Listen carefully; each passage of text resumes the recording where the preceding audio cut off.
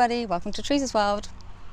I've come to the Cotswolds this weekend, inspired to do that by John Julius Norwich, the late John Julius Norwich, who wrote this book, A History of England in 100 Places.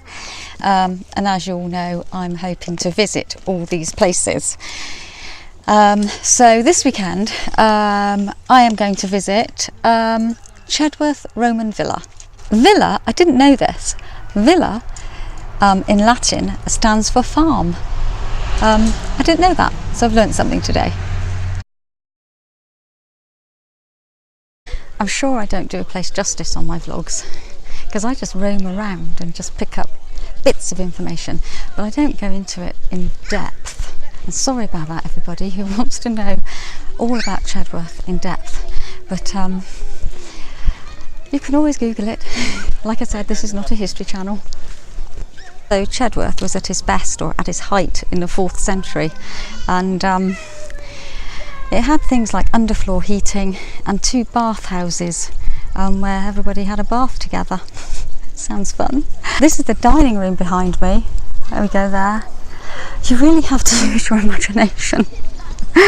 And the dining room had a fantastic view over the estate. There we go. There were very wealthy Romans who lived at Chedworth. So I'm only giving you a flavour of the place. I love mosaics, and this mosaic flooring, I just think it's such an incredible art form. I'd love to have a go at it. The patience, I think, to do a mosaic, each little bit, you know, you plan the design and the colours and everything. Although some mosaics look haphazard or, you know, not planned, they obviously are. So these are the mosaics here at Chedworth, and to be honest, this is really what kind of I love to see. Hard to believe it's all so old. 4th century, you know, get your head around that. That's what I always have problems with. How many hundreds of years ago was that? So is that 1,600 years ago? Because we're in the 20th century now. Oh God, I'm so thick of these things. This is why I'm doing a history of England in 100 places.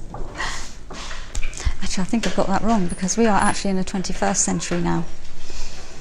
And I thought we were still in the 20th. See, I'm clueless.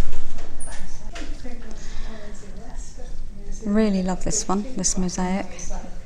And actually it shows how the floors were heated. Yeah, there we go. The air would have circulated underneath those terracotta tiles. Are they terracotta? Oh, I don't know. No, this is... no, in this heat you need fresh air. Okay, we're all stood here because we're talking to a Roman. Look, there we go. Hello. Yeah. And, yeah, sorry, I'm not to go to put that in. Just asking a question. What are those? If somebody comes with a sword, it's not going to give me any protection down there. What, these dangly bits? Yeah, my dangly bits, yeah. So no, there's crown jewels. What? So they don't protect anything? No. What these... we think it's just to make a lot of noise. When you get about 5,000 soldiers all making a lot of noise, it's supposed to frighten, and it's like wearing the crest, the armour when it's nice and shining out in the sun. It's all about intimidation.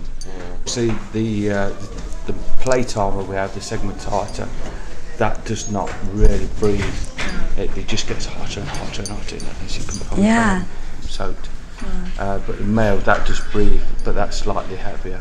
But that don't give you as much protection as the plate armour. Would they only wear the plate armour if they were having a fight, presumably? They wouldn't wear it normally, would they? Building the encampment wearing it. Really? Yes. Oh. Because you could be attacked at any time. You can't say, excuse me a moment while I go and put my armour on. Yeah. You would have the auxiliaries on guard, looking out. But if we needed to get to our kit quickly, we had to be fully armoured, and I'd probably have swords, and that would be very close to us. Who would they be attacked by in England then? Who would they be attacked by? English. The Britons. British Celts, British Vikings. Celts, Vikings, and no, then Vikings further won't be up about, you've would got they? That's why we built the wall, wasn't it? Yeah. Pigs. Yeah, to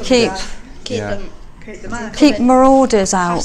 Marauders, But marauders are what, like the Scottish and like just heathens, people which were just like. And the Celts, wasn't it? Those later called the pigs. Yeah. But they did. We did go further, much really high through Scotland, but we didn't stay long. There's many big battles, and but it's just the stretching. The army was getting so stretched, and it was guerrilla warfare, which was not the way the Romans fought. The Romans fought in a pitched battle. They like a big field, lined up, hand to hand, face to face, killing each other, and that's how the Romans fought. And they were really good at it. So on that note, right, thank you everybody. And thank you. I will try and put something on, with all of you together. Yeah. All right. So Nice to have met you. yeah, it's nice to have met you. Yeah, And I nice hope you to- do get to Rome. I will one day. It is. Yeah, I It's will. worth I will. going. Thank you. I'm quite lucky to have come today with like visiting Romans, all kind of like doing little talks on various things. So I know it's not like this all the time. So if you come here and you find all this not here, then don't be surprised, because this is a special event which I didn't know was going on. So it's lucky, really. Well, I'm just leaving Chedworth now. Thank you to the family who I met. They were really lovely, and I'm always a bit shy when I'm videoing in public. To include people in my videos. I don't know why. I think it's really difficult, or I find it really difficult. And I found it really difficult to suddenly grab a Roman soldier back there and ask for a facey shot. But I think it's because I don't know, sometimes I am a bit shy, believe it or not, when doing these videos in the public domain.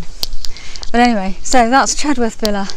Hope you enjoyed this little video, and see you again on my next video. Teresa's World. Bye.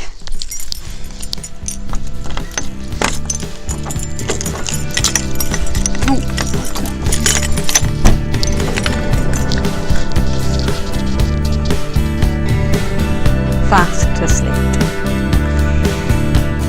And because she's deaf, she hasn't heard me open the door even.